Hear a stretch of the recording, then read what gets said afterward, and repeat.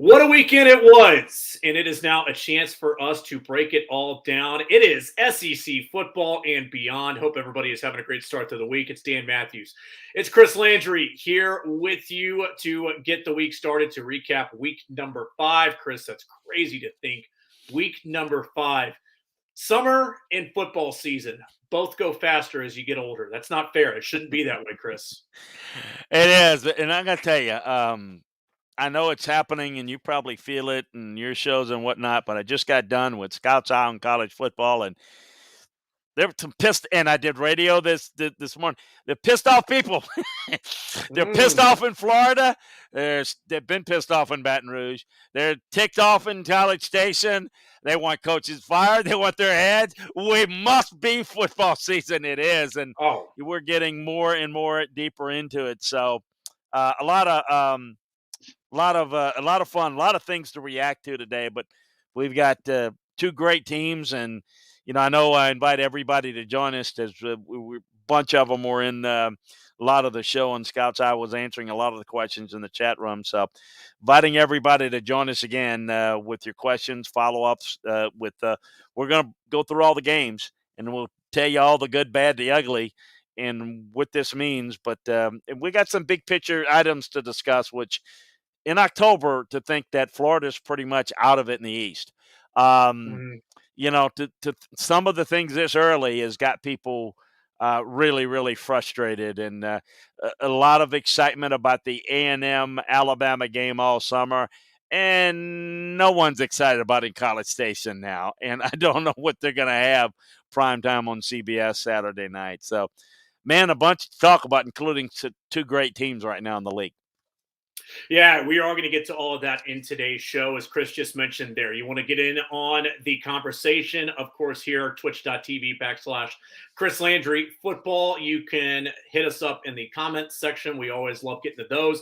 Follow us on Twitter, too. He is at Landry Football. I am at Dan Matthews, ATL. 1T in Matthews is the way that you can find us there. And, of course, too, listening to us on the podcast. We always love when people do that, Chris. And they can find us on Apple, Spotify, wherever you get your podcast needs. Download the Southern Sports Today app as well to get everything college football related that you can possibly need. It is right there for you. The Chuck Oliver Show, of course, daily, 11 a.m. to 1 p.m. Eastern, and replays found there on the app. So do all of that as we get into the action that has been.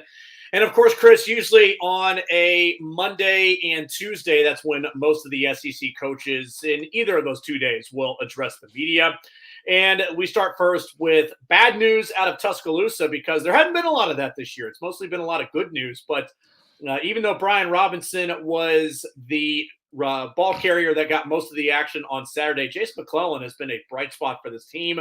And he is going to be a bright spot no longer, because Nick Saban announcing on Monday that McClellan lost for the season to a knee injury.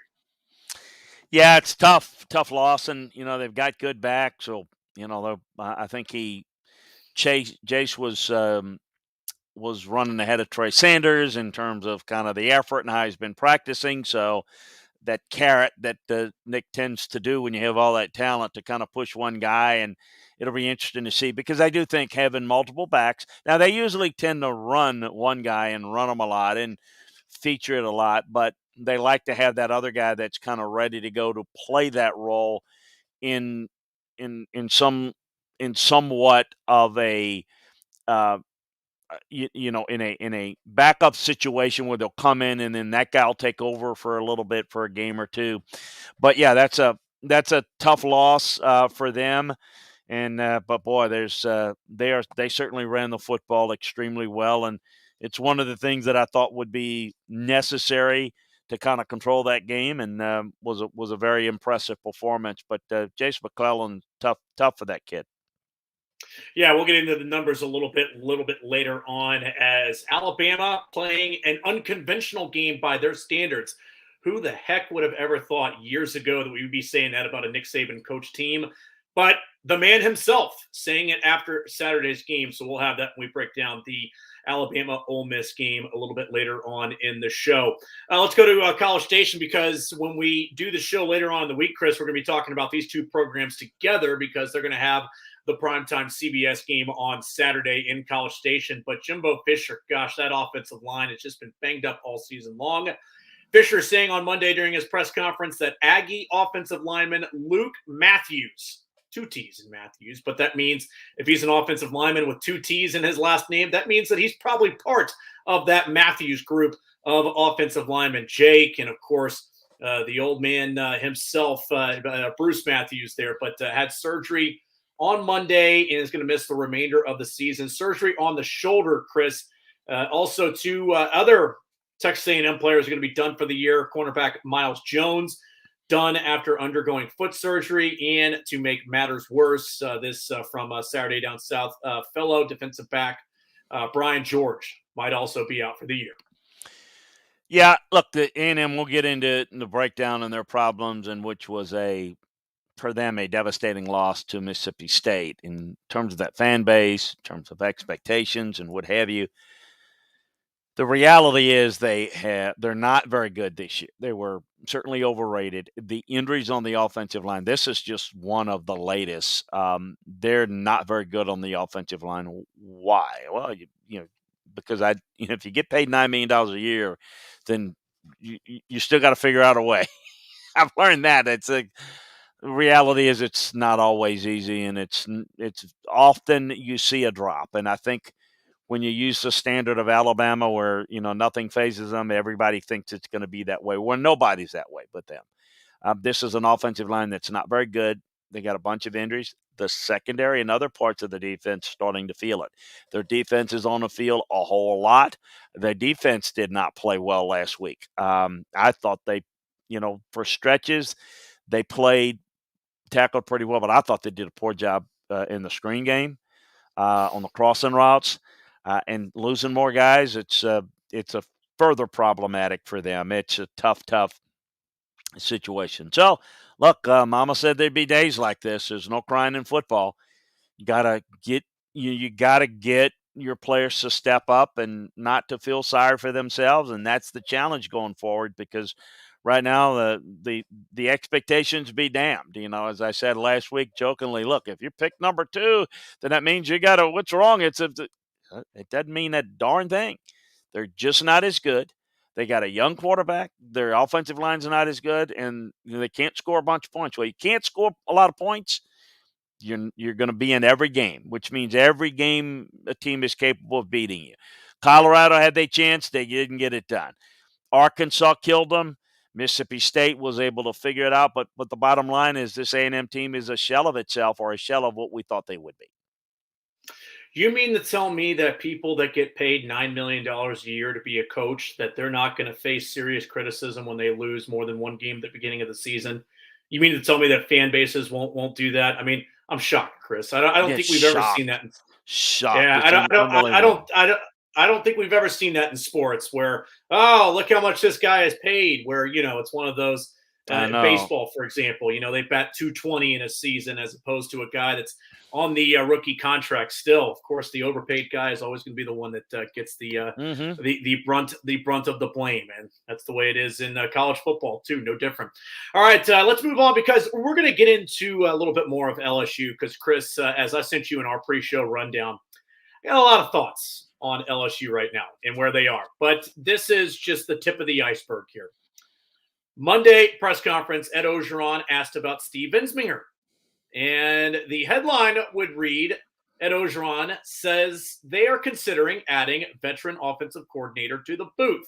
Well, then, of course, being Steve Ensminger, who was the offensive coordinator, retired from on-field coaching, but still working with the program in a consultant and analyst role. So here we go, Chris. They're 5 games into the season. They're 3-2. And Coach O is already maybe looking around and saying, even though this guy coached with Joe Brady, I don't think he's quite the Joe Brady type. Yeah, but and I'm not saying you are, but yet there are people that are surprised. I don't know how this is a surprise. Ed is going to try to react and give the impression that he's fixing it and he's got it all figured out, because that's what kind of people do when they're clueless. It is, it's it's coming out every day. He came out today, and what did he say? This was the headline. Well, that was one of the headlines you just mentioned. The other was, just so you know, it's Tell the Truth Monday, which is getting really old. So the Tell the Truth Monday is you still suck and you can't run the football. That's the truth. But the other part, you'll be glad to know, and all LSU fans will be glad to know, that he met with the coaches today and they had a good meeting. And I'm like, oh, well, then that takes care of that. We got it figured out because, it was waiting for that. It was waiting for the good meeting with the coaches to get it all figured out. Because, man, I was wondering what the hell was going on. And we got it now. God bless them. But to me, Dan, my feeling on this is, why do you think? I mean, there's no reason to think in the summer, in the last spring, that he was getting the coaching moves right. It was a dog and pony show. Most of the moves that he's made have not worked. He's living on the Joe Brady was a good move, and that's it. Other than that, tell me, Dave Aranda was inherited, Bo Pelini, last year was a disaster. This year's not all that. Scott Linehan was the best thing that happened to Scott Linehan was Bo Pelini, because it wasn't good, but it was more that Bo Pelini got the brunt of the issue. So the point he's like, I'm gonna get out of here while the getting's good. Yeah, it was like the vitriol went to Bo Pelini, and by the way, Scott, your ass is fired too. It was just retirement. Just get it done. Retirement or have more people coming after me. Yeah, I know. So it was like one of those things. Is just that the expectation that Ed's going to figure it out. There's a pattern there, and look, we know it. They won the national championship in 19. Anybody, as I like to say, you can fund your retirement by winning the lottery. It could happen. You might win the Powerball. I would not count on it. It is not likely. The chances of being able to catch lightning in a bottle by it is very possible. He keeps trying to hire coaches. Eventually something may click. But, do you trust that? I don't know why people would trust it. And I think there's a lot of frustration. So why not throw in? I mean, I can tell you that there's a stabilizing factor with Ensminger. And I think he probably would do a better job. And remember that I do think, and Joe Brady was the big part of it, but I think the fact that at times the stabilizing factor with Steve kind of helped make that. It was all Joe Burrow and the offense. I mean, it was everything coming together. But yeah, look, it's not coming together. This offensive line's bad. They average 1.2 yards a carry. They can't run it to save their life. And it's just, to try to fix things, it's a desperate time. There is no question what's coming up. We talked about what's on the schedule. Think about this for a second. Kentucky, Florida, Ole Miss, Alabama, Arkansas, A&M. I mean, there's not one game that you'd say they got to win there. ULM is the one game. So that gives you a 3-3 record. Look, I would not put it past them to win two of those games that I mentioned. Really. I mean, it just stuff got to – I wouldn't bet you. I'm not comfortable saying it. But even if they did, that's a 5-win season. You win 3 of those, that's 6 wins. If you win 3 of those, that's one hell of a finish, in my opinion. And yet, so it 6-6 and how that looks. And, I think there's a lot of things going on. So this is a desperation move of desperation. I mean, it's everything. If you asked Ed, here's what we think. What are those little things, the Ouija boards? we thinking Ouija boards would be good. Hey, we're looking into that. The Tell the Truth Ouija board Tuesday. We just God bless him. He is. He's become every time it's only me. It's getting old. Add them on the list of people that are ticked off with their coaches. But I think that they've been there for a while, and he's the one that's feeling the most heat right now. Although I got to tell you, the Florida folks are apoplectic today. But no, I think there's a resolve in Baton Rouge. Like, this ain't working. It's not going to work. How is this going to end? Because it's ending. I don't know how it's going to end. And if there's enough of a finish, Dan, to where they could sell, hey, look, these coaches are getting it. And then, they would love to have enough of a run to ease the buyout. But I think I can tell you, I know Scott really well. I mean, he knows what's going on. He's just got to figure it out. I mean, he's got to play out. Well, there's a pattern here. I mean, there's a pattern of not being able to hire or even retain top coaches. That's a problem. The other part of it as well, Chris, is, it's the old saying, and we heard it in the movie Son of a Woman, when the bow breaks, the cradle will fall. The bow for him is going to be if he starts getting decommitments. Because if that starts happening, and there is at least the kind of chum in the water for the Sharks out there that, hey, you don't want to go there. He's going to be gone. He's not even going to be there. That's going to start flying out there. And if that starts to have an adverse effect in terms of recruiting, then that's going to be the fatal straw for Ed Orgeron. I don't think there's any doubt about that. The other part of it as well is, to be fair, he did do it's 100% on me again in his press conference on Monday. Let me tell you what frustrated fan bases don't ever want to hear. They don't want to hear two things. They don't want to hear excuses, and they don't want to hear calls for positivity. They want to hear reality, and they want to hear people who have a realistic approach to what is happening. And I saw it happen here in Atlanta on the pro side with Dan Quinn as a head coach. People got tired of the positivity. Hell, Chris, they got tired of him putting on an Atlanta Braves hat last year where they said, we hate you, and you're doing this, and you're even going to give us a reason to necessarily even hate you even more if they lose in the playoffs. So nobody wants to hear Tell the Truth Mondays, Throwback Thursdays, Way Back Wednesdays, Competition Tuesdays. Nobody wants to hear any of that. You know why they want to hear it from Pete Carroll? Because Pete Carroll gets his guys into the playoffs every other year, if not every year. And when you're losing, nobody wants to hear about the T-shirts, the slogans, the one team, one heartbeat, any of those different types of things. Nobody wants to hear any of those things. So, go ahead, Chris. No, you're on a roll. Please, I don't want to stop now. I wasn't. I mean, I have thoughts, but I agree. You're on a roll. Continue, please.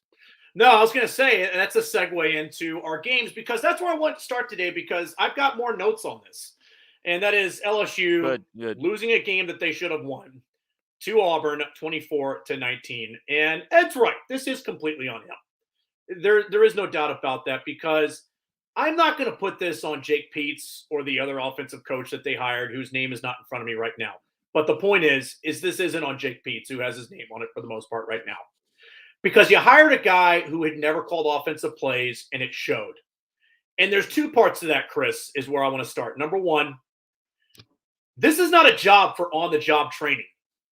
LSU should be a job for offensive play callers out there, that when a 225 number comes across your phone and you maybe don't have Ed Orgeron or the football administration's number saved on your phone, and that comes across and you see if you got an iPhone that says Baton Rouge, Louisiana, I'm picking up that phone immediately. Absolutely. You want me to coach that talent? You want me to coach these receivers, those running backs, that quarterback? Absolutely. I will be there in a second. He couldn't get anybody to do that, Chris. And this just reeks of desperation, where you got to say, hey, he was in the same room as Joe Brady. He watched film with Joe Brady. He did all those different types of things. Does that mean that he's going to be the man for the job? And I want to actually go through the numbers here really quick, Chris, if you'll indulge me. At one point in this game, didn't LSU lead it by 13 points? So if you lead this game by 13 points, and I'm not a math major here, but let's just go through the pass to run breakdowns here. LSU in this game had 46 passes. Now, I granted, into the game after you fell behind, you had to throw, you couldn't run, but still leading up to that point. Tell me how it's excusable to have only 26 runs. But Dan, we can't run the football. You haven't tried. You hadn't even tried. Running the football is hard. Eric Winston, former NFL offensive lineman, had a good line a few years ago. It said, running the football in this league is like trying to break concrete. You ain't going to do it the first time. You might not even do it the second time, but damn it, keep swinging the hammer at that concrete, and eventually it's going to break. Now, that's the way that LSU used to be, and I understand that they're a little bit more advanced in the passing game, but it doesn't mean it has to be a crutch. And you led for most of the game. That number should be almost flipped in terms of what you're doing offensively when you lead for most of the game, because here's the other part of it as well. The ghost of Buddy Ryan, I hope, haunted Jake Peetz on Saturday night when he went to bed. Because as a defensive coordinator, I'm not going to put this on Durante Jones. Through the first 5 games, Chris, I actually think he's done a pretty good job inheriting what he did in terms of the miscues and the miscommunication and just the awful, awful defense that we saw last season. I think through the first 5 games of the season, he's actually done a pretty admirable job. But you tell me how it's on him to be hung out to dry for 77 plays this last weekend. And people could say, oh, you didn't get the Bo Nix on 3rd down. There were other plays that led you up to that point where, honestly, the fact that they finally gave up the lead at the end, Chris, I thought was incredibly admirable because that defense was gassed. And this is a defense who the week before in Starkville, Mississippi, was on the field for 88 plays. That's inexcusable. And that's offensive play calling. That's not defense. That's offensive play calling. That's allowing that to happen. And the other part of it as well is I follow LSU Twitter and people out there, well, but Max Johnson did this. I get it. He's made mistakes. But you have put that kid on a high wire without a trapeze net below him for the last 5 weeks. And the fact that he's 3-2 right now, I think, is a tribute to him much more than it is to your play calling and to your coaching. Because you have put the offense completely on him. It's not been on anybody else. So, I've learned from some of the best people in this business in terms of what it means to be a good broadcaster, what it means to even try to be a good broadcaster. Does it necessarily mean that I am the guy that could be that myself? No. But I've also had other stops along my career where I did some things. Some of them worked, some of them didn't. But the point is I had other stops in my career, Chris, that have taught me how to do that. I'm sorry, but Baton Rouge, Louisiana, Tuscaloosa, Alabama, Athens, Georgia, Clemson, South Carolina, any of these places where they are top-tier jobs in college football right now, they are not for on-the-job training. And that's a failing of the leadership to even allow it to even get to that point. Because I'm telling you right now, like you said, if it wasn't Ed, if it was somebody else, I think if nothing else, it's even on the leadership above him to say, yeah, we're not hiring that guy. Well, why not? He's got all this. Because he has not called an honest play in his career, and this isn't the place for it. Chris. Well, and the big reason why it's you got people, and certainly in discussions with folks there when they were looking for hires this offseason, there were limited. You alluded to the fact because Ed is not Ed's liked but not really respected in football. And this situation has not looked like a very intriguing one because the end result is, people say, well, yeah, you go hire a coordinator, give him a 3-year contract. Yeah, people still don't want to be tied to a 3-year even they get a 3-year deal. They don't want to get tied to something where they're going to get fired in a year or two. And Absolutely.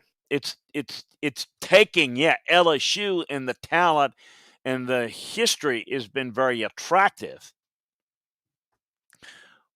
But Ed Orgeron being the head coach is not real attractive for Marcus Freeman or anybody. It's not, and that's what I think Scott Woodard's beginning to understand. I think he probably what he's known, but look, he's also inherited this, and I hate to put it this way, what makes it a little bit challenging, and I think it's even the ones that were on this bandwagon, but they won the national title 2 years ago, and that's what the national media is already saying. People who don't know what's going on, people that are lazy, but they won the title. It's the same thing about Les Miles. Well, he won one too, and it just lingered and lingered and lingered. And I can tell you that because not we were okay by the end. We weren't real close, Joe Oliva and I, but Joe Oliva wanted to get rid. He hated Les Miles, and I don't mean personally. He thought he was an awful. I mean, we talked about it. I talked with him.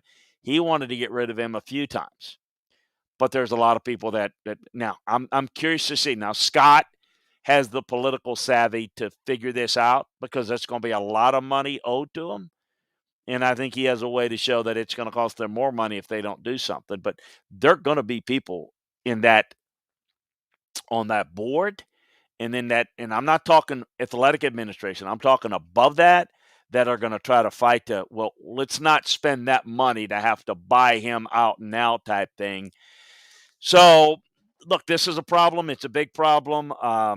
It is just, never going to work for Ed because, first of all, saying that it's on me.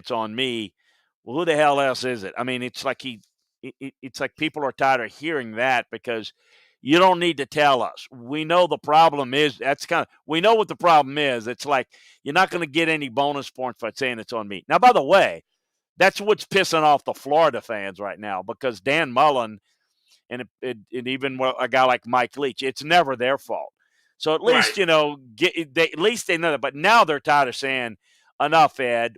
We don't need to hear that you're going to fix it. But the bad thing is when you got to have press conference, you can't do anything in a press conference but talk. And there's nothing they can say that people care to hear. And quite frankly, I think he's in a no-win situation. I don't blame him for what he says because I don't care what any coach says. I blame him for what he's done and what he's incapable of doing. And to your point, I blame Joe Oliva for being lazy. And this will probably give you an indication of where I'm going with this and where our relationship soured. Joe Oliva twice tried to get Jimbo Fisher, and he couldn't finish the deal. And he ended up, and of course, he wanted Tom Herman, and that fish got off the hook because basically it was being used. And he settled because he was afraid of the PR backlash. Let me go get a guy. And look, he'd sit there and tell you, yeah, they got us a national championship, that movement. Yeah. Okay, but the reality is this is where you got to take a step back and get the right leader that can make some of the decisions that you mentioned that have been so flawed. Yes, let's give Ed credit. He deserves credit for 2019. He did get Joe Burrow there. Yes, it was Steve Ensminger that identified Joe Brady, but Ed still hired him. Those things still happen under Ed. But you got to understand, did he make them happen? Is he capable of replicating that? Well, the answer is obvious. It's not. And so that's the issue. Anything in football, it's about anything in life. It's about consistency. Can you do it consistently? And I think that we've seen now it has been far from consistent. It's the opposite of consistent, and that's what you're going to get with Ed. If they stayed with him 10 more years, I wouldn't doubt that one of those years he might not catch lightning in a bottle again, and something good might happen. Sure. Would it mean they'd win the national title again? Probably not, but they'd be really good. But you would get a lot of bad, and it's like people say, yeah, but I bet Georgia would trade that for the title that LSU has. No, you want consistency. Consistency in being good and having one bad year. That will happen. It's like people that are criticizing Jimbo Fisher. Well, it's year 4. It should be. This is not the year. Who's to say year 4 should be better? Shouldn't be year 4 is going to be better if the team is not really good and you don't have a good play and you got a ton of injuries, it may not be your year. Now, if it's a bad year again next year and the next year, then you got something. You got to understand what's going on instead of like most people do say, I don't like this guy's making a lot of money, and so I'm gonna take a shot at him because look at what the job he does and grade him on that. I think people have to have a better understanding and have to be a little bit more objective with it. With Ed, look, he's just not been real consistent, and I don't think there's any confidence level, even by the folks that like him, that think it can be done. So I'm very curious to see how this plays out. Well, and just to wrap this up too, I mean, just a couple of things off what you just said right there. I think that that's the last one right there. That for the longest time, let's just take Mark Richt for example. What kept Mark Richt at Georgia was he doesn't embarrass us. He wins. He's had some bad luck, but it's not worth making a change. And then I think finally in the 2013 season, injuries happened, but still, it was you've got the record setting quarterback back, you've got a good enough team. You should be in a better position than to fall flat and have Missouri win the East. Same deal the following season, 2014. Todd Gurley, get all of that. That's fine. 2015, it was pretty much, there's no excuses at this point. You have been given enough years from 2001 to this point to be able to get us over the hump, and you just haven't done it. And he acknowledged as much when he got fired. I think the thing is, too, is I don't remember exactly who it was on Instagram. Funny talking about Instagram today, but regardless, that they had pointed out, look, happy for 2019, but it's time to move on. And I think that that's most of the LSU fan base right now, Chris, is because you have what happens out at UCLA. Okay, fine. A lot of factors go into it. You played against a team that caught lightning in a bottle that night. They crushed you. That happens. That's fine. Put it behind you. But it's the events leading up to it, too. It's the 5-5 the year before, the Sissy Blue shirt, walking around with his girlfriend the day before, all that different types of stuff that I think a lot of people look at and say, winning college coaches don't do this. And if they do, it's something that happens every once in a while, but it's not who they are. And I think there is a faction of the fan base in Baton Rouge and throughout LSU fans that's just kind of tired of dealing with it. I mean, it's kind of tired now of the ripping the shirts off, the chugging the Red Bull, all that different types of stuff that I think they kind of would sign up right now for the boring at the podium and with not being as accommodating to, pardon my take, on Barstool Sports or anybody else if it meant that they were going to have a consistent winner. I think that there are enough people who say that. Now, look, am I saying that all those things are contributing to this program being where it's at with them? No. I think that you can win and that you can have some flair. I just think that some people know when to turn it on and when to turn it off. And I think that in some cases right here, that 2019, some would think that that would buy you some extra time. But it doesn't buy you much time when the wheels completely fall off like it looks like they have. And I think that now it's, if I would say anything to the leadership at LSU, which Joe Oliva's not there anymore, most of the people who were there and made an emotional decision to keep Les Miles, because, Chris, it was an emotional decision. The crowd chanting Les, doing all that, players carrying him off the field. I think they realized we could have a potential riot here if we move on from this guy. But Well, sometimes, look, yeah.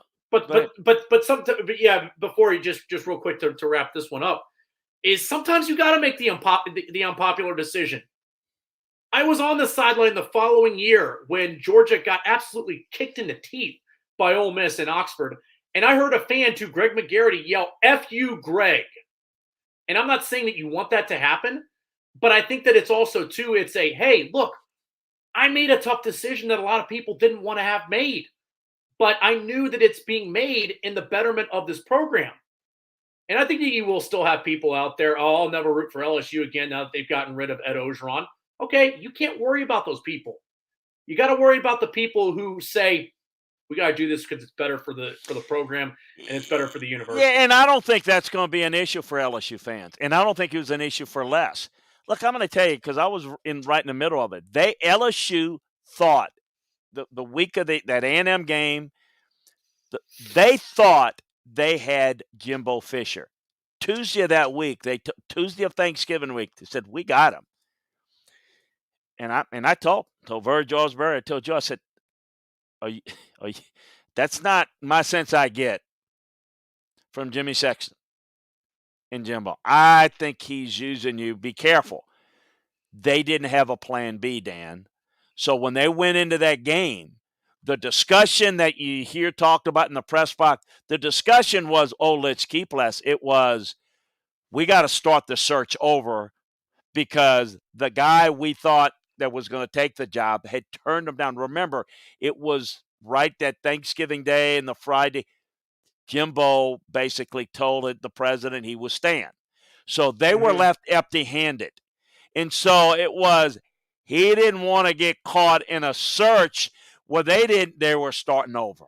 He wasn't prepared. That's what I'm talking about where Joe failed. So, yeah, I think if it wasn't about keeping less, if Jimbo would have agreed to come,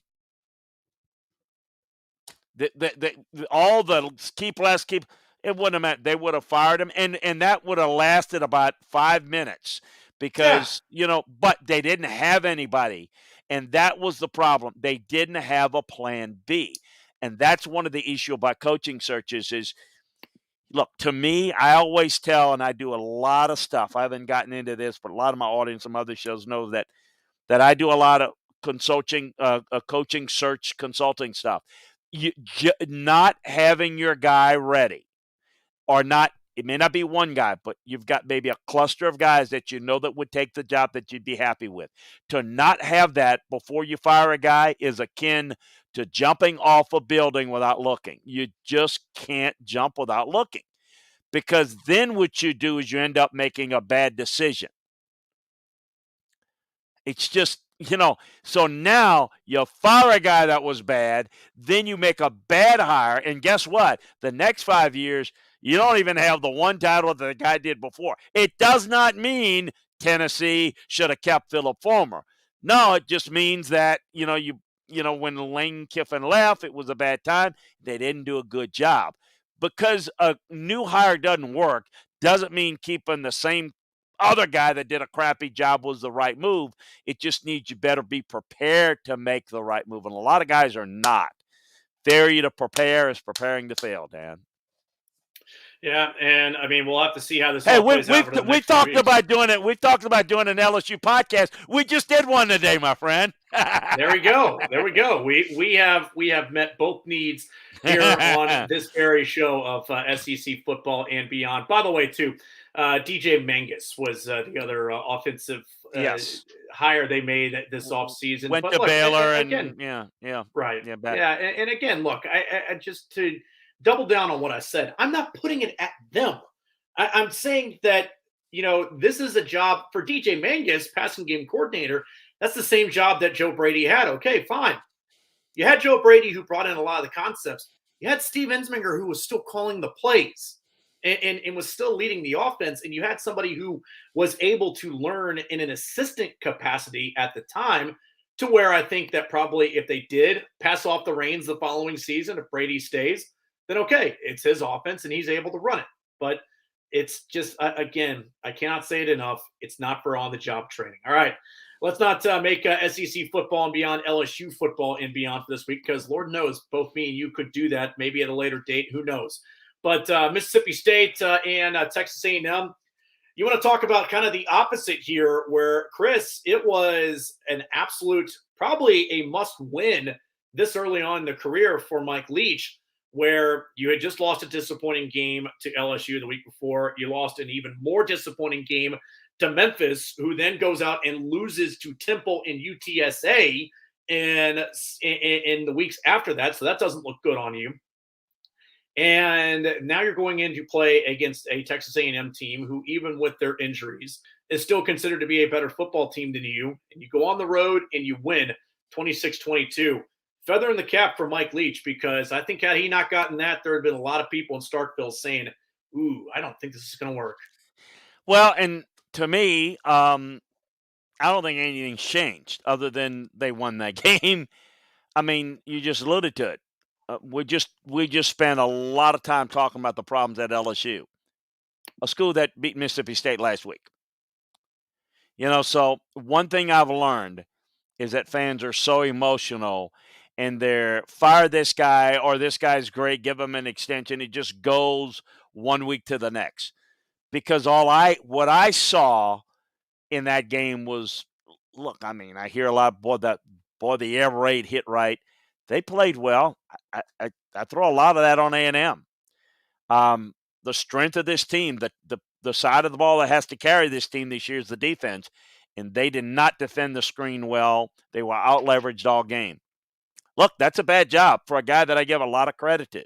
I think that Mike Elko's done a really good job. They didn't play well. And I know they got a bunch of injuries. They've got a lot of issues, but look, I give Mike and I give Mississippi State credit, but again, I think again, I look at it, I guess this is my training from coaching and scouting is one game and one season. That's not a pattern.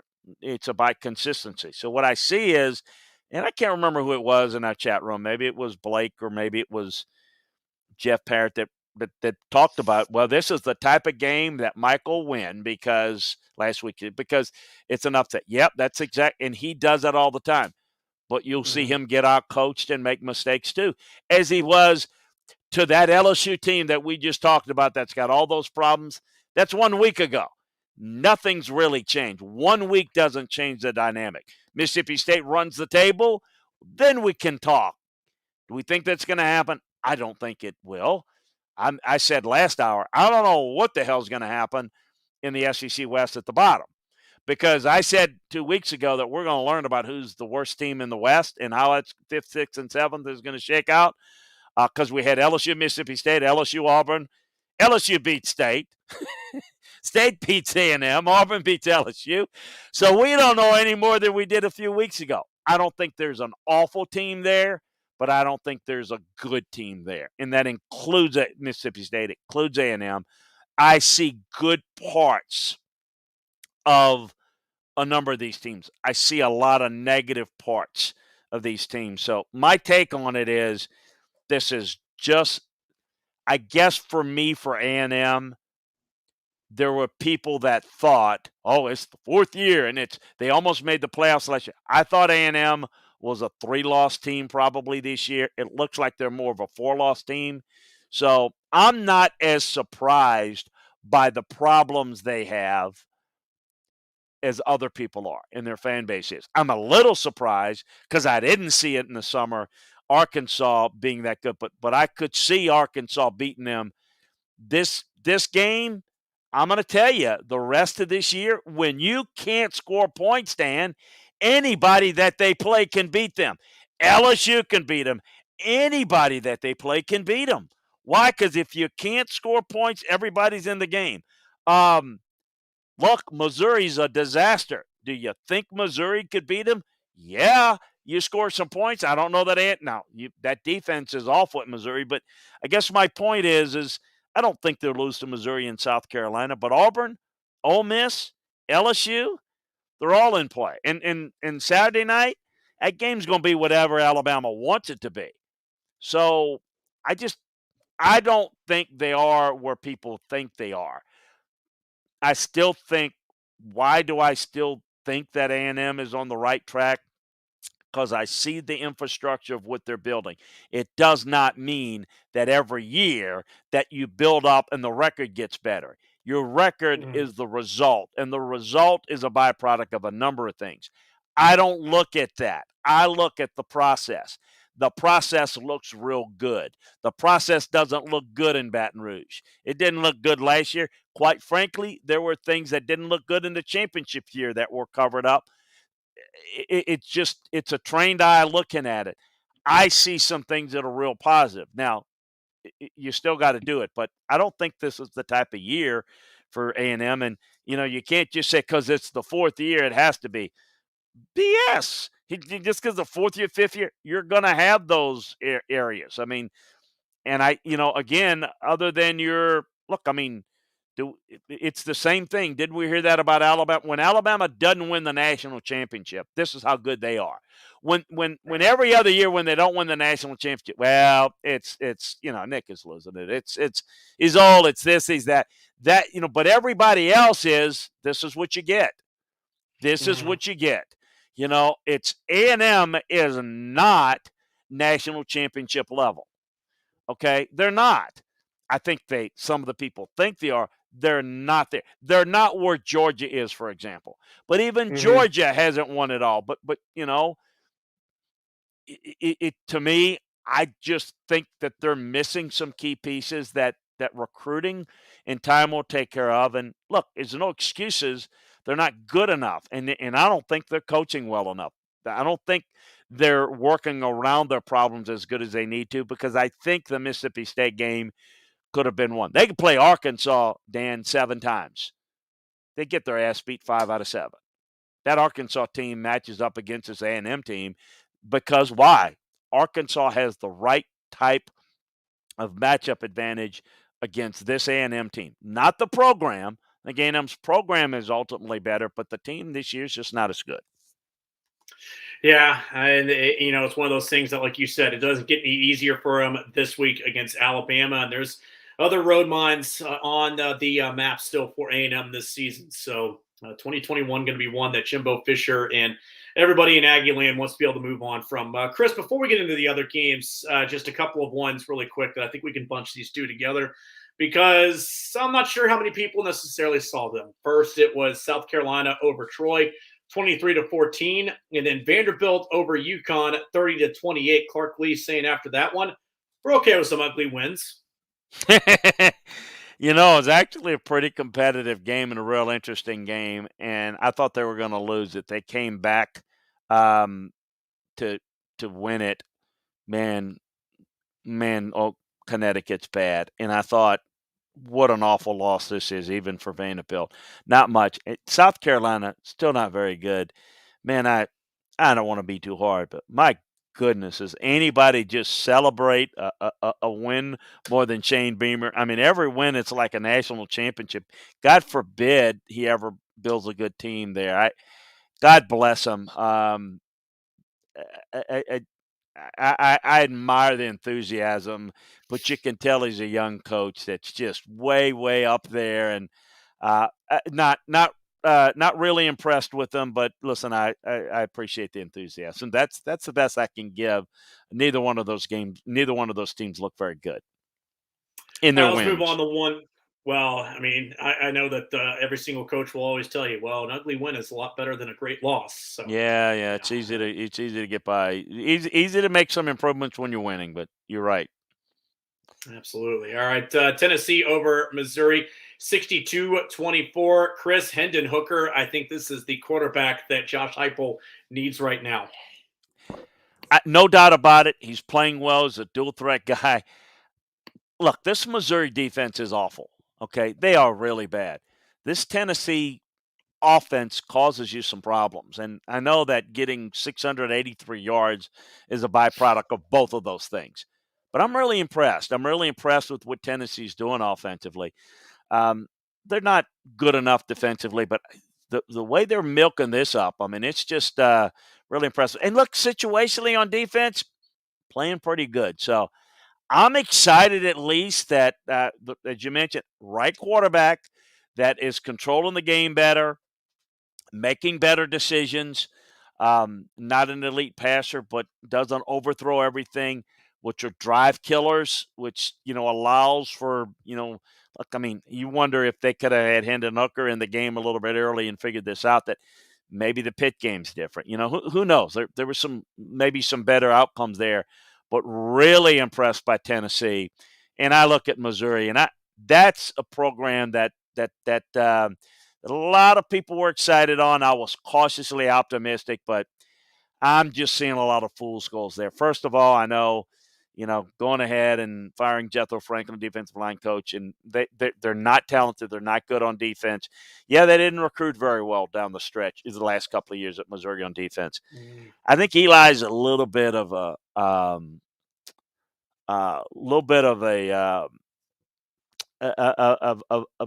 guy that tries to talk his way into things. I don't think there's a lot of substance there personally. I just don't like this Missouri team, and I just don't like some of the way he handles things.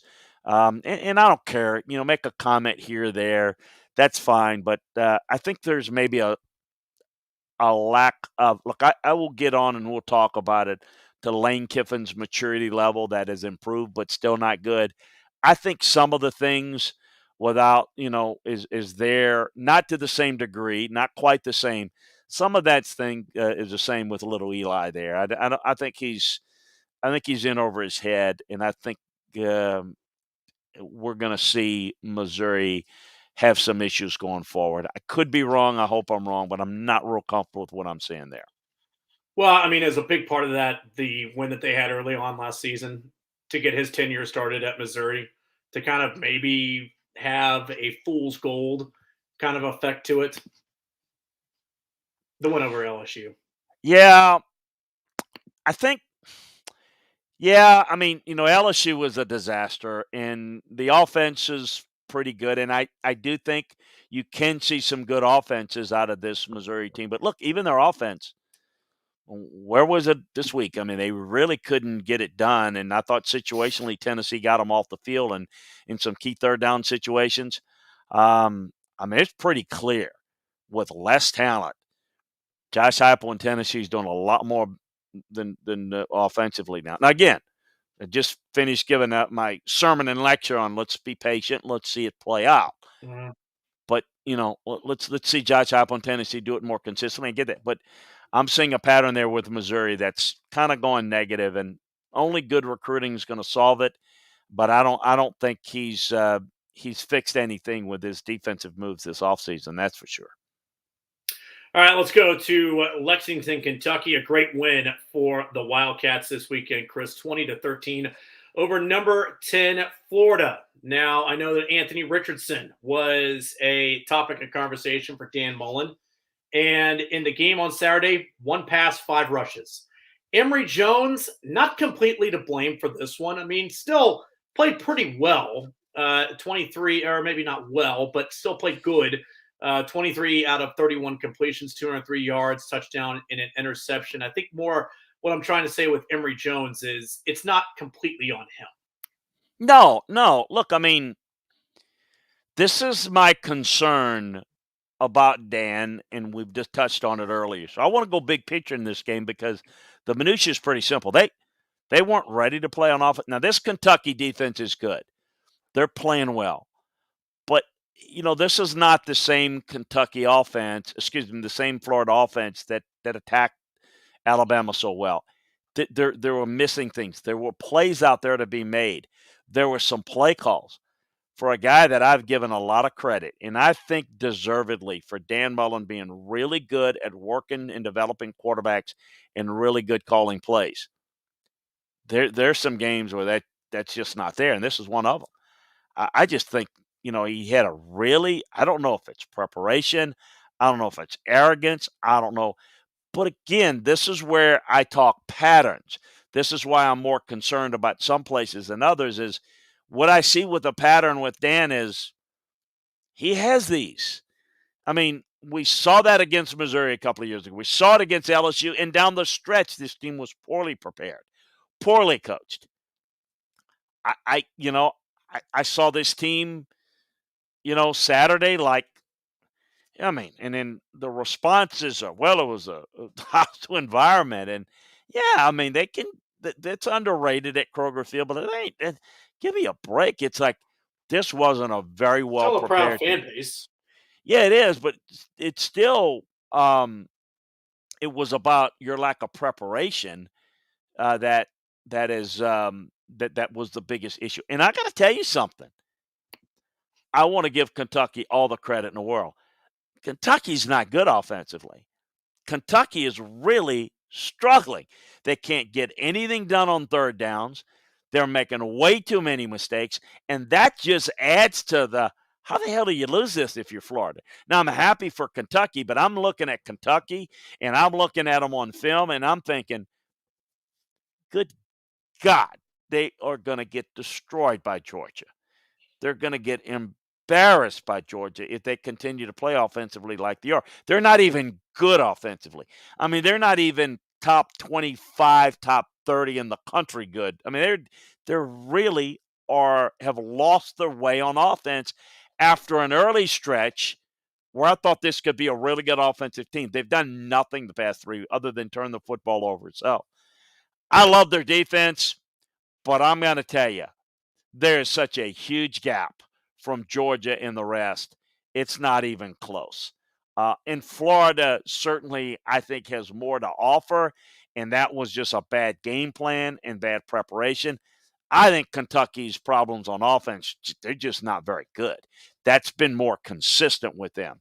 So, look, I mean, to me, it is what it is, to use that awful phrase, but it is. I mean, it's just, it's Georgia and a bunch of other people, and I do think that Kentucky and Florida are better than the rest. But you know what? One thing that's a little bit surprising is that I never thought I'd say, you know what? Tennessee's got better chances than you might think going to come. I mean, there's not a whole lot that separates. Just disappointed more in Florida because I think they're underachieving more than Kentucky. I think they've got some real issues on offense that they've got to get fixed. But I think this Kentucky team's playing good on defense, and they're winning. So that covers it all. But I'm telling you, again, when you study it, this Kentucky team's not all that impressive. Let's go to Athens, where number 2 Georgia took it to Arkansas 37-0. Chris, Georgia showed they wanted to be physical in this game and run the football. They did that for sure. Kind of like we were talking about earlier, the play disparity for LSU. Well, it was the play disparity the opposite direction for Georgia. They ran the ball 56 times over only 11 passes, which leads me to my next part here, Chris, where Kirby Smart asked about the quarterbacks after the game, kind of getting frustrated with the media about it a little bit, saying he has belief in all of the quarterbacks. 11 passes. Is that necessarily showing that? Because Stetson Bennett played and JT Daniels was out with the lat issue, but 11 passes. I'm not really believing you when you say that you believe in the quarterback in terms of being able to cut it loose and throw the football. Well, I think his history would suggest maybe more than this game that is a fair criticism or fair question that you're bringing. I don't want to put words in your mouth, but I think it's a fair question. Now, I will say, as much credit as I give him, Barry Odom's, look, they don't have the depth up front to match up and play. They played a lot of three-man fronts. They drop it. I'm a little bit surprised that they didn't play their linebackers a little closer and really attack more of the line of scrimmage with their linebackers. Because I mean, it's pretty clear this is what Georgia wants to do. They want to run it. You're going to play that look. You're going to run that every day. So I could see the low pass outlet. I mean, I'm not going to throw the football if I'm Georgia in that game. I'm not going to throw it a bunch against drop 8. I mean, I'm going to run the football. I'm going to dominate there, and they don't have enough numbers in the box. I will run against a soft box every day, and I'm going to throw against a loaded box. They for whatever reason, Arkansas played it defensively a way that I didn't think they played. So I thought there'd be more passes, but because I thought they would play a little more loaded fronts, and they didn't. Now, let's go big picture, because this is maybe where you're going, maybe it's not. Or maybe I'm missing what you're saying altogether, but I will say this. This is what separates Georgia from Alabama, because I'll get to that because people have asked that. I still worry about Georgia's quarterback situation, because what this tells me is JT Daniels is not healthy, and they're putting him on a pitch count, a play count because of that. Is he going to be healthy at some point during the year? Is he going to be rusty? Is he going to be healthy in the SEC championship game? Is he going to be healthy in the playoff? I don't know. I can tell you this. I'm very comfortable in saying I prefer Alabama over Georgia in a matchup if Stetson Bennett's the quarterback. Because I think Stetson Bennett could run this offense, and there's nobody going to threaten Georgia at all this year. in the SEC championship game and the national championship game, which I, at this point, would be surprised. Knock me over with a feather if Georgia and Alabama doesn't play twice this year in those two games. But with Stetson Bennett, I'm not saying they can't win it. I just say it's very unlikely. I just don't see it. And it's obvious they're not confident in the younger guys. I think they feel like they got a Maserati, and they don't want the 18-year-old taking it out for a Friday night drive or a Saturday drive and get it wrecked because they know they got a great team. But I think this whole season, the whole championship run probably relies on JT Daniels' health because I think they can and will throw it when they absolutely have to, Dan. I don't think they have to now. And so you can say where they're not really developing and throwing it. This past week, I'm not throwing against an 8-man drop. Pardon me. Bless you. And go ahead. I'm sorry. No, I'm done. I was just trying to cover. It was coming for a while, and I couldn't get it out before the sneeze came. Sorry. Tis the season. The season's changed. So does our sinuses. Trust me, I know the struggle all too well. But 7 tackles for a loss for the defense in this game. 4 sacks. The defense continuing to show they can put pressure, and also to a block punt in special teams. I know that's something that Kirby definitely love to see as well. So a good day all the way around, 37-0, 23 total points scored this year against Georgia. That's unbelievable. That's impressive. Unbelievable. Really I mean, this day and age, if you're holding people to 23 points a game, that's impressive. Absolutely. To 23 points total. Look, I don't tell me they haven't played anybody. I granted, they're not going to play many people on their schedule that's challenging. 23 points. That's pretty impressive against anybody. That is. That absolutely is. Speaking of 20-plus points, that's what Ole Miss scored, but it was not enough because Alabama doubled them up, 42-21 in this one. I got to start here, Chris, and I put this out on Twitter over the weekend. We did Nick Saban's dirty work for him of not even rat poison, the motivation for his team. Oh, look at Alabama. They're so flawed. There's so many issues on that team. They're not the elite team that they had been last year or in other years past. And Nick Saban said, oh, really? Okay, well, I've got Ole Miss here on 3:30 CBS on Saturday. I can prove that that's not the case. Bama, like we talked about with Georgia, wanting to prove they can be physical, wanting to prove that they could take over the line of scrimmage, and they did that. 50 rushes, 210 yards. Now, here's the difference here. 26 Bryce Young passes for 241 yards, 2 touchdowns. Defense still looking good as well. 7 tackles for loss, 2 sacks. Here's where the game was lost, and Lane Kiffin even talked about it a little bit afterwards, Chris. 3rd downs, 5 of 14 for the Ole Miss Rebels. 4th downs, had a couple of controversial ones in this game. 2 of 5.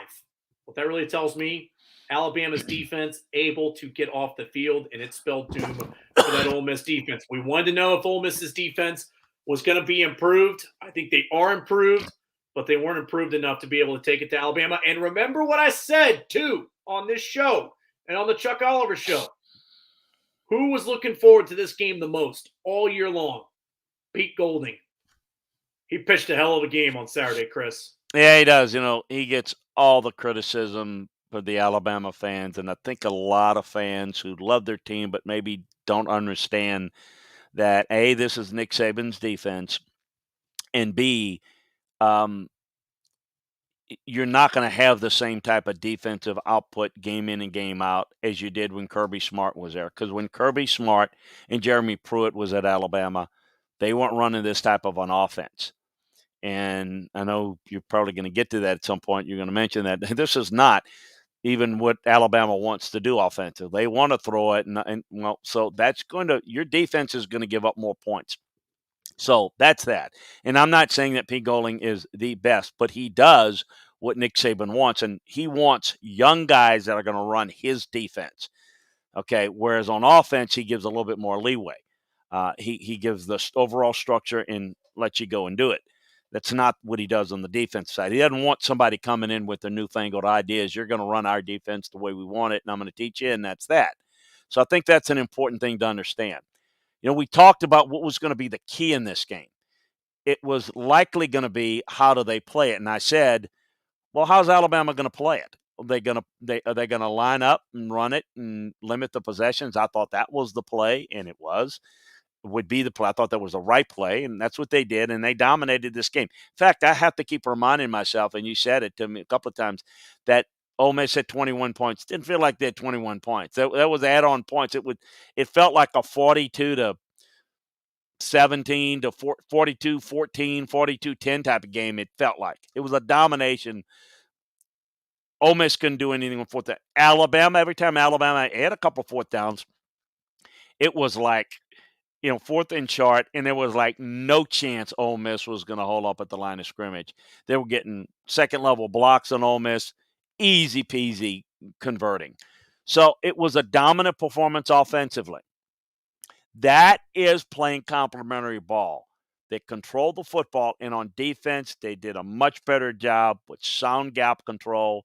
They really were lined up. They played their gap. They did it fundamentally sound, and it was clear that Lane Kiffin said there's only one way we can win, and that's with our offense.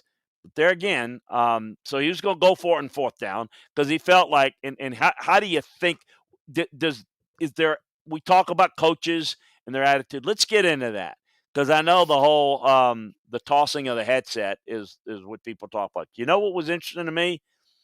How about the comment, well, we're going to go for it because if we don't make it, we punt. We're just delaying the inevitable because they're going to score anyway. That really tells you, A, Lane Kiffin's about his offense and how it looks, and I'm going to win because of me and because of our offense. And it goes to the get your popcorn ready talk and all that. It's about the offense. So the one thing you're going to get with Lane, like Leach, is it's tough to have good defenses. Now, they're doing a better job at Mississippi State. At Ole Miss, it's going to hard to be good on defense because it's all about the offense. That's where they're going to put the playmakers, and they're going to emphasize the pace and the style that will make it very disadvantageous for the defense to ever be really good. It won't be like a couple of those teams that Hugh Freeze has where you had the Land Sharks defense. That's not going to happen at Ole Miss as long as Lane's there. Lane's about how his offense looks. Even as a head coach, Lane is a recruiter, and Lane is an offensive coach that cares about how his offense looks because he's going to get the credit if the offense looks good. And if the offense looks good and scores a bunch of points, they score 50 and give up, 55, then in his eyes, he's done his job. Well, he hasn't because he hasn't learned how to be a really good head coach yet. Now, he is nowhere near Alabama in terms of talent. And the one thing that people missed on this game more than any, but Ole Miss really gave Alabama trouble last year. Oh, did you see Florida go up against that? So people look at a result and assume that because of that, A and B equals C, and it doesn't. Look at how much improvement Alabama made. Do you think that they weren't prepared and did not prepare all summer and off season to how to defend Ole Miss offense, how to make adjustments versed off of the Florida game? That's coaching. That's development. Yes, a lot of people get good talent. Alabama may get the best, but they develop players the best, and they develop their team the best. They get better and better as the year goes along, and we saw that. It was a dominant performance, and it was a case of Alabama is better, but they're also better coached, and they put them in a different type of a matchup defensively that worked, that controlled the game. I think, though, the reason why they ran it is because what I said about Arkansas, Georgia. Ole Miss, they run a 3-2. They run 3 down linemen, 2 linemen. What are you going to do? Fundamental part, folks. What do I preach all the time about defenders in the box? 3-2. You're going to run against that all day. Short past that all day. You don't have enough guys to defend that. You're not going to. Why would you throw it in there? I mean, it's like, what makes sense to you more in basketball? You've got a wide open 10-foot shot or a wide open dunk or layup. What's the higher percentage? Okay, Right. well, why would you throw it into drop 8 when you'd run it? And not only that's going to get you more success, but also keep their offense off the field. Well, why do you think their defense was better? Yes, it was better schematically. You know what else was better, Dan? They had a lot of gaps between the time the defense left the field and came back out again. Their defense was fresher. You talked about this with LSU. I tweeted this out, and you feel free. I encourage folks to follow me during game day. I like to point these things out. You know what else happens when your defense gets aided by an offense that stays on the field for a while, Dan? Not only are you getting fresher, you got a lot more adjustment time to make. When you get off the field and you go on the sidelines, you're getting oxygen, you're getting, and boom, you're 3 and out and you're back again. You're not having as much time to adjust. When you get off the field and your offense is eating clock, you're rested, you have a high energy level, and that accumulation of rest versus accumulation of snaps. Common sense, overall numbers that your defense is on the field, the more yards, the more points you're going to give up. But then also, if you have less time that you're on the field, the more time you can rest and be fresh and have the ability to adjust. And when you have good coaches that can adjust and help you, if you got time to do it, that's a winning combination. When it's the same thing, why the opposite's the case for Ole Miss. Yeah, their defense is on the field way too much, but their defense is also on the field in quicker intervals. There's no time to really adjust, and that's the difference in fundamental football. And I thought it was interesting that Nick said that's not really how we want to win, because now what they're doing now is they want to score a bunch of points and work the passing game. But you know what? There are times where when people are going to play it that way, run the football against a soft box, throw the football against a loaded box. It's simple, elementary, and if you've got a quarterback, you've got the weapons, take advantage of it that way. Yeah, speaking of Twitter, you can find Chris on Twitter at Landry Football. You can find me on Twitter at Dan Matthews, ATL, 1T in Matthews. So let's wrap it up here, Chris, with a quick mailbag. As Spartan Barton with a quick question here. LSU against Kentucky, then the Tigers taking on Florida. Does LSU win 0, 1, or both of those games? My initial thoughts would be 0, because I just think Kentucky is so good, but that game would concern me more. I think there's a decent chance LSU can win one of the two. They've got, but I would answer it as 0. Just I don't know, as you can tell. I think there's a big range there. I don't like the way LSU's playing. I think Kentucky's vulnerable because they're not scoring enough points, but I think Kentucky's a better coach team. I think they probably win it.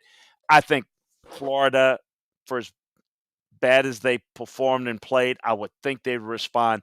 So I would say 0-2 would be my best guess, but you kind of know where I think about it right now. The inconsistency of Kentucky's offense, Florida, and then LSU, I just don't trust them, but I could see them winning a game.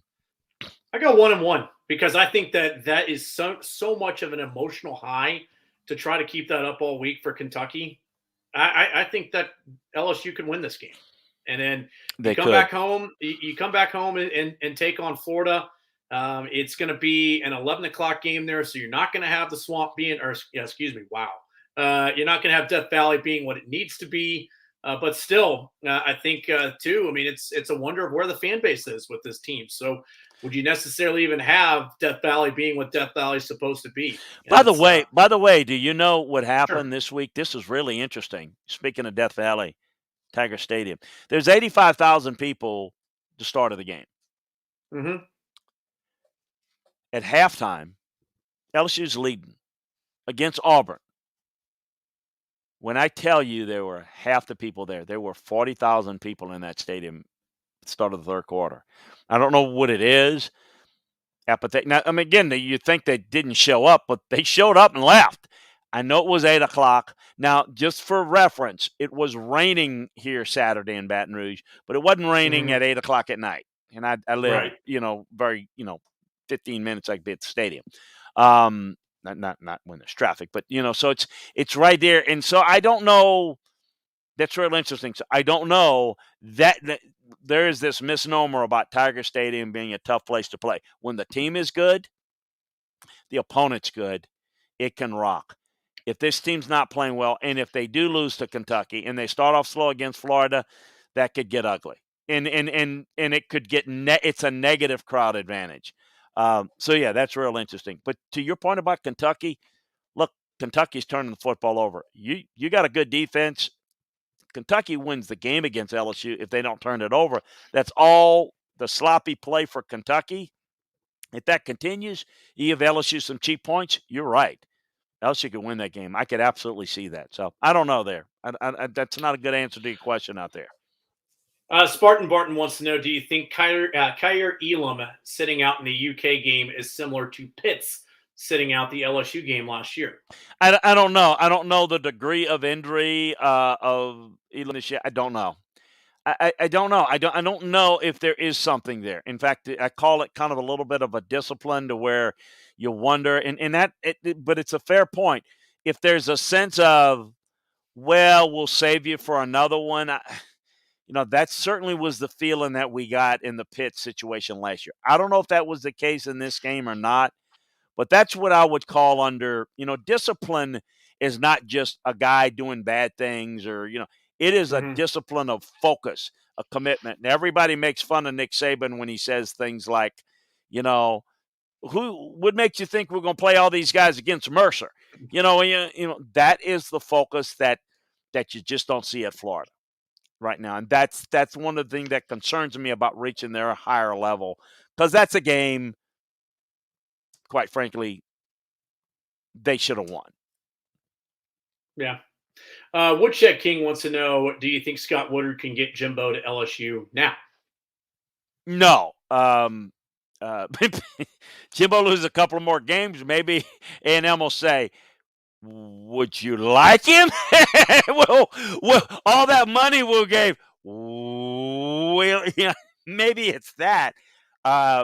No, I don't think there's anything to that. I think the selling point, I can tell you what the selling point, and that's the reason why. Like I know, like our good friend Rock Westfall, the money. Jimbo Fisher didn't get that money because he's going to win a national championship. Well, I don't know that he's ever going to win it at A&M, but he got it because that's what they need to get him at Florida State, and he got a bump in money because of the very reason that the question was asked. That is absolutely who Scott Woodard would have liked, and they know that, so money to them is, look, we're going to secure what we have. I still think they're confident in Jimbo, but no, it's interesting because I timing's everything in coaching searches, but no, I don't. With the current deal, no, I don't. They're not going to buy out. But as I said, maybe A&M might be saying, maybe we'd like this thing to be bought out. No, I'm just kidding. I don't think there's much of a chance of that now. One final one. Rich Coates on Twitch asking, is there anyone in the running for the Heisman this year that you guys could see in your thoughts? I'm going to give you the question, but Chris, I'm also going to give you my answer. Go ahead. I think this week, Bijan Robinson, if he has a strong performance against Oklahoma and that Texas can run the table and finish the year 11-1, get to the Big 12 championship and maybe win that rematch over Oklahoma in the Big 12 championship, the season he's putting together right now and the way that he's looked and what he's meant to that Texas offense, I think there is something to be said about Bijan Robinson. I tell you what, I think the game against Texas could be a lot better than people might have thought. And if he has a big game this week, I think he's in the mix. Look, I'm going to tell you who I think is playing, grading out is good or better than anybody in the country. He has no chance of winning the Heisman. That's Aiden Hutchinson of Michigan. He is an absolute beast. He is outstanding. He's been great. Want to see him finish out the rest of the year. Drake London of USC is just phenomenal. He's having a phenomenal year. It's way early. Heismans are not won in September and October. They're won in November. The games in November are the ones you remember. So, look, I think there are people like Matt Corral in the moment, in the spotlight moment, took his name out of it. There's really no way that he gets back in it. I think you can lose the Heisman early. I don't think you can win it because I've seen guys, it was a done deal. Jalen Hurts at Oklahoma had the Heisman wrapped up, doing a show in Oklahoma every week. It was done. Middle of October, done, over, it done. And then it wasn't. You don't win it in October. You win it November. The games in November are the ones you remember, and I think you lose it this early. I don't think you win it. So with that said, we'll kind of see how things develop through the course of the year, but I think you bring up a good point. Let's see how this works out. I'll say this, if Bijan's going to have a chance, and he puts up big numbers against really soft defenses. Not that it's a really good team. I don't think it's a great defense, but big numbers and they upset him, I think you could throw him in the mix. But then if he plays poorly down the stretch, it's a problem. Like Spencer Rattler's already out. Matt Corral already out. It's funny how this works. Somebody's going to emerge, but they haven't yet. It's not November yet. That's when it happens. And that is going to do it for this edition because, as you mentioned about seeing how things go, we'll see how things go for the next couple of days before we talk to you again right here on SEC Football and Beyond. He's Chris Landry at Landry Football on Twitter. I'm Dan Matthews at Dan Matthews ATL on Twitter. Find SEC Football and Beyond, Apple, Spotify, wherever you get your podcast needs. Until later on in the week, Chris, take it easy, and we will talk to you all soon.